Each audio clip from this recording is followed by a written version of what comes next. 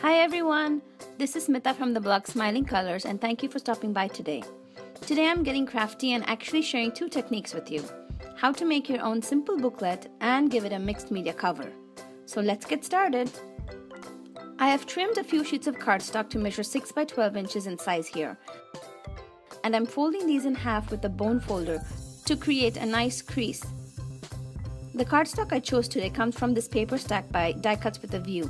It's a really creamy and soft cardstock.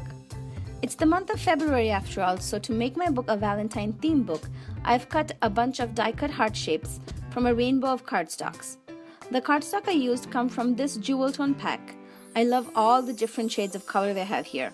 I will leave links to all the supplies used in today's video in the description box below so you can find them easily.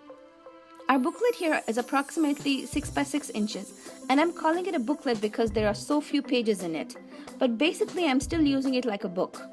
I'm going to bind this book together with a simple stitch in the center. For that I'm marking out a small dot an inch in from the top and the bottom on each page. This will be where I insert my needle. Today I'm using some colorful red twine and I've threaded it onto the needle here. You want to insert the needle into the spine and pull it out from the center page of the book.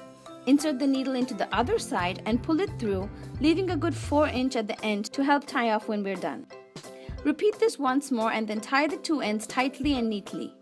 Double knot it to make sure it won't unravel, and I actually go back and squirt a little glue onto the knot once the book is completely finished. Trim the excess twine off and the spine is ready. To make all the pages line up evenly, I'm using a guillotine trimmer today. Okay, here's how the book looks with the edges neatly trimmed. I did end up trimming a little bit off with a scissor because the trimmer didn't get to it neatly and everything looks good now. Now time to use those hearts. I'm using Tombo's Mono-Permanent Plus adhesive here. It is so easy to use and the hearts are adhered immediately. There's no waiting for the glue to dry. My idea for the book here is to have a rainbow of hearts on the inside pages. During the rest of February, I'm going to be hand lettering some love and marriage quotes onto the hearts. Maybe add some doodling around each page too. And I will share how they turned out on my Instagram page, The Shiny Nest.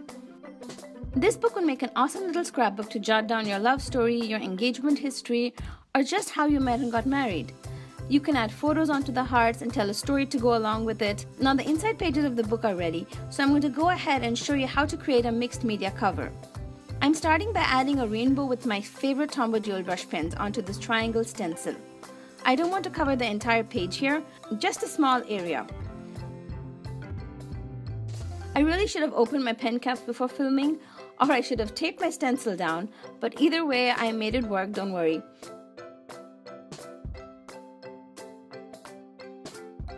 Now I want the rainbow colors to bleed and mix a little bit, so I'm just going over the triangles with a clean dry paper towel here and gently mixing the colors into each other. Remember the cardstock I used was a silky soft cardstock, so the colors just sit on the paper for a few minutes and take a little time to absorb. Now a mixed media art piece basically means you can add in different media other than paper, like lace and this rubber embellishment, some stitching. You could add burlap, cork, metal, anything goes really. I'm going to add a shipping tag cut down to fit. Then I'm adding a strip of pattern paper, maybe a paper doily. Just reach for items that you love and add bits and pieces of it onto the cover to add extra dimension and texture. Here I have an old library card. I love collecting such stuff and I usually have a bin in my craft room where I keep gathering stuff I want to use on a mixed media project. I'm going to add some twine to the shipping tag next, and I think that looks about right. I haven't glued any layer down yet, but at this point I think I'm ready to commit to this design. To glue down paper onto paper, I'm using the same Mono-Permanent adhesive that I used before.